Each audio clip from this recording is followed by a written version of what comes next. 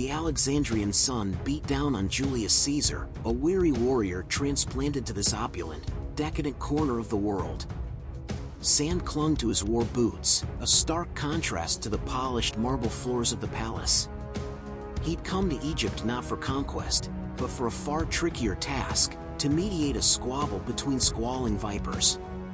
Ptolemy XIII, a boy king more concerned with eunuch wrestling matches than statecraft, and his sister, Cleopatra, a woman with eyes like emeralds and a tongue sharper than a scorpion's barb, were locked in a power struggle that threatened to destabilize the entire region.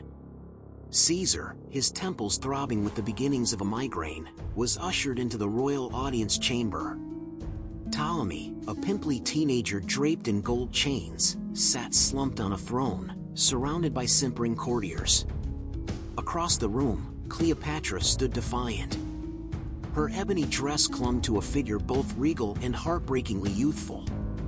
Her gaze met Caesar's, a flicker of amusement dancing in the green depths. "Welcome, Imperator," Ptolemy sneered, his voice cracking like a boy changing into manhood. "We trust Rome's finest can settle a family squabble?" Cleopatra's laugh, a melodic chime, filled the stifling air. "Family squabble? My esteemed brother," she said, her voice dripping with disdain, "seeks to steal my throne, impoverish Egypt, and leave the jackals howling at the gates of Alexandria." Caesar studied them both.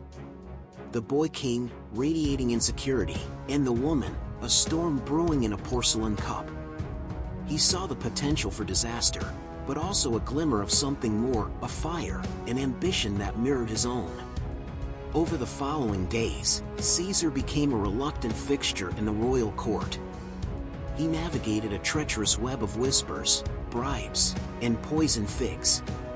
Ptolemy, a snake in human form, plotted his downfall. Cleopatra, however, was an enigma. In the evenings, under the star-strewn Alexandrian sky, she would discuss philosophy, politics, and the art of war with Caesar. Her intellect was sharp, her wit even sharper. He found himself captivated, not just by her beauty, but by the iron will beneath the surface. One moonlit night, amidst the rustling papyrus scrolls of the library, their gazes locked.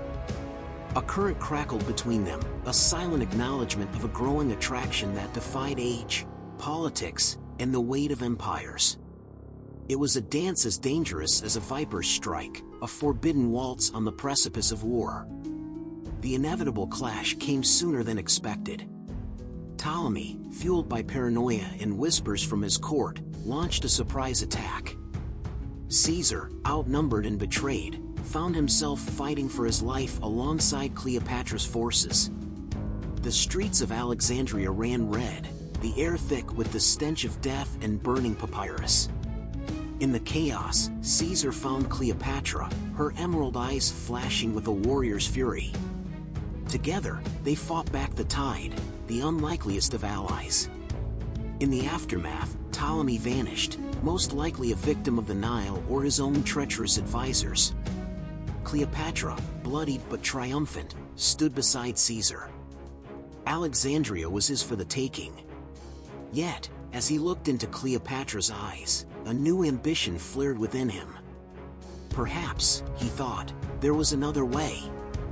Perhaps, Rome and Egypt, bound by an unlikely love and a shared thirst for power, could forge a new empire unlike any the world had ever seen. The seeds of a future both glorious and terrible were sown that night, beneath the indifferent gaze of a million Egyptian stars.